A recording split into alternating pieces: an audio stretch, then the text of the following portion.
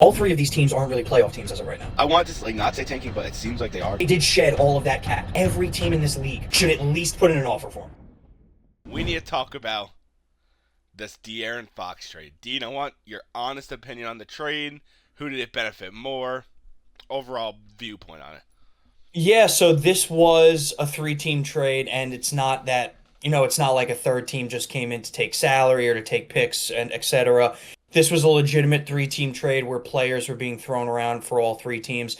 For anybody who doesn't know, the Spurs were able to bag De'Aaron Fox in this trade. The Kings were able to get Zach LaVine among a lot of different picks, and the Bulls, well, they pretty much just got a bunch of different mishmash, for lack of a better term, in this. Um, Personally, it's hard not to say that the Spurs didn't win this trade. Pairing Wemby with somebody of De'Aaron Fox's caliber at point guard is a little frightening for the league, to say the least, just because of how good De'Aaron Fox is and how fucking good Wemby is in only his second full year in the NBA. So definitely a big win for the Spurs there to pair their big man with a legitimate point guard. However, I think the Kings came out of this really, really good. I mean, not only did they get Zach LaVine, who, let's be honest, the Kings aren't really going anywhere, so that doesn't matter too much, but they were able to get 3 first-round picks and 3 second-round picks in this trade, which is always a good thing when a team is kind of in that lull, in that in-between where they're not sure if they want to win or not. Now they at least have the opportunity to build within the draft over the next, 5 to 10 years with these picks. It sucks that they lost their star player, but they still do have an opportunity to compete a little bit in the short term with Zach LaVine adding to the team. But the picks are huge for them. Yeah, I do agree with that. But if you really break down their lineup, it's sneakily good.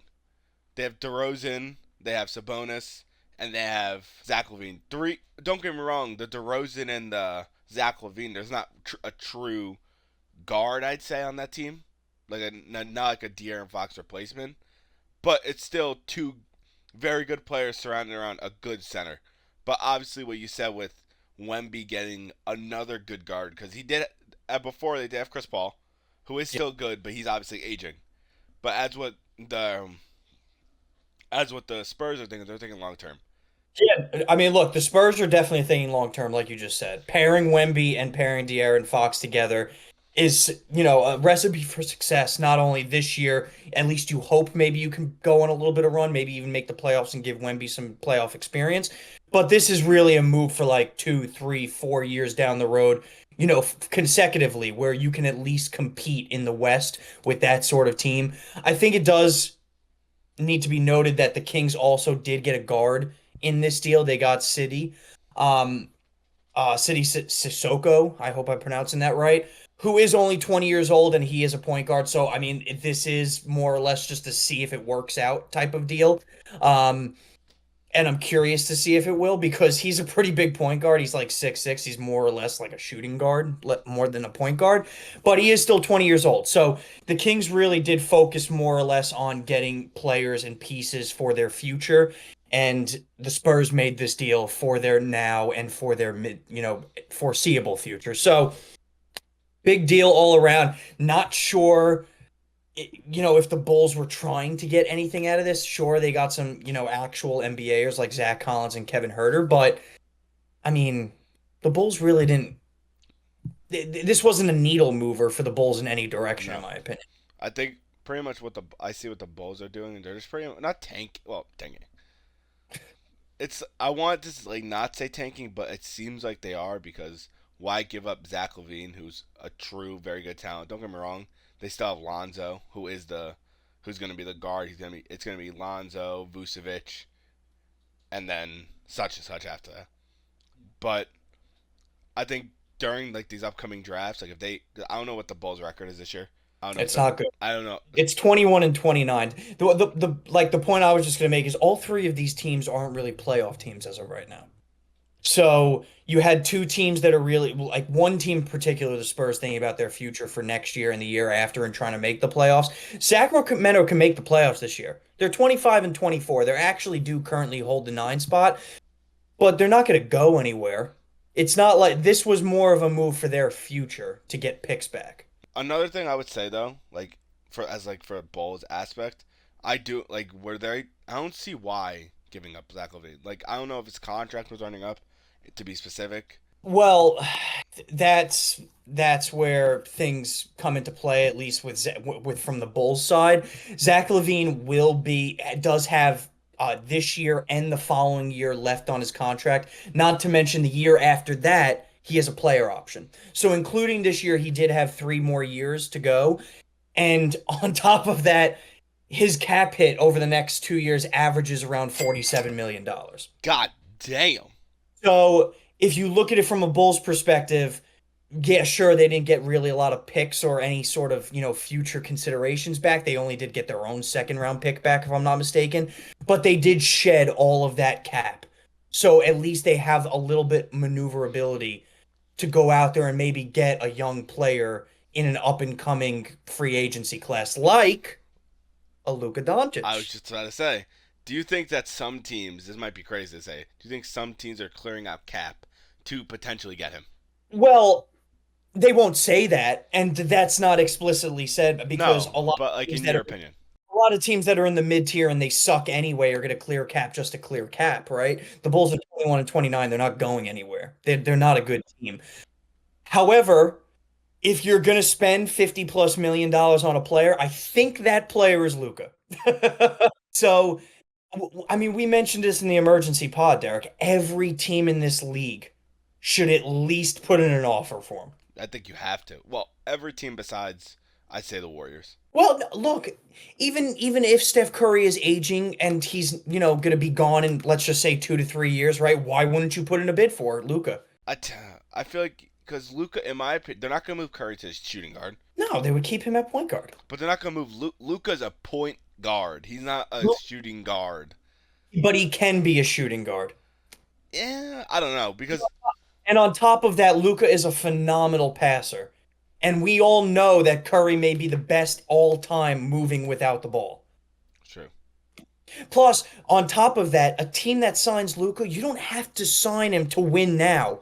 He's only 25 years old. Whoever signs him as an unrestricted free agent, which I predicted in the emergency pod, I don't think it's going to be the Lakers. Whoever signs him, he's your centerpiece for the next 5 to 10 years. Hmm. So you're putting an investment in on him, and I don't think there's anybody better in the NBA right now to put an investment on. Yeah, So that's why I think a lot of teams should go for him. Do I think the Bulls have a realistic chance of getting him? No. No, nobody's gonna go from LA to Chicago. No offense, Chicago, but it's just not gonna happen. yeah, that's fair enough. So, look, the Bulls shed a lot of cap. The Spurs got their men with Wemby. The Sacramento Kings got a fuck ton of picks and some young players. Yeah.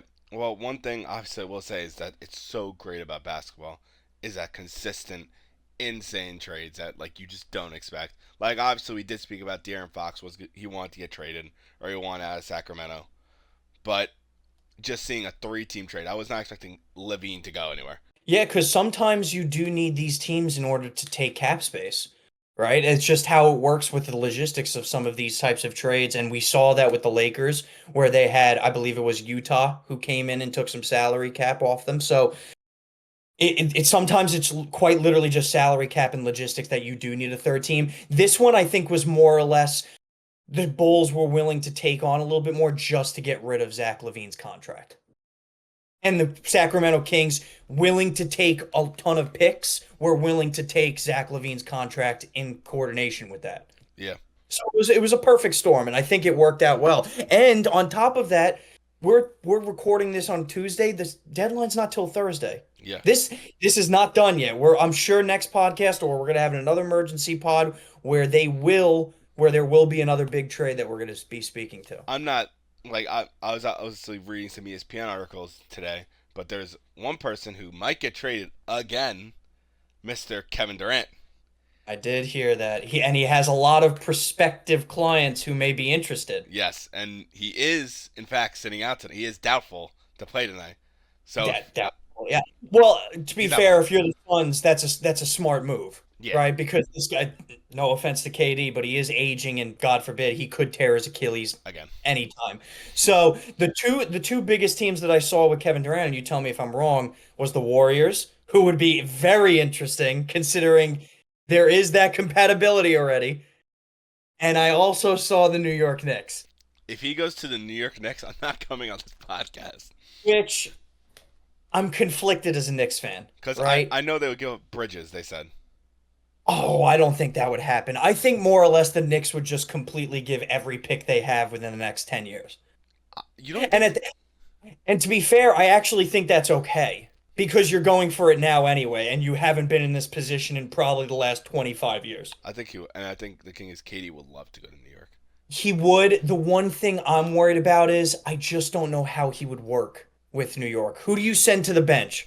Right? That's the most difficult decision here. I don't think you can physically send Hart to the bench because of how dynamic and how good he is for this team. So, if you trade for KD, do you go, you're going to be our sixth man of the year, buddy? Yeah. Okay. Yeah, you're right. I think they'll move Bridges if anything. You think so? I think if the Knicks do make that trade, they'll probably move Bridges to the six man because he's a great defensive asset. That's number one. So where He it'll is. be good to have him coming off the bench and then guarding the best player. Yeah. No, that's fair. I wouldn't mind that whatsoever. It to be fair, it would probably be a good problem to have having these type of caliber players. I'm just worried because every team Kevin Durant goes to, except the Warriors, usually doesn't fare well. Exactly. And So it's going to be curious to see what they do with him. I hope we find out the news tonight. That Doubtful. I know it's doubtful, but we obviously thought the fucking Luka trade was doubtful, so anything's possible. That happened That's late. also That happened late at night too. 100% true.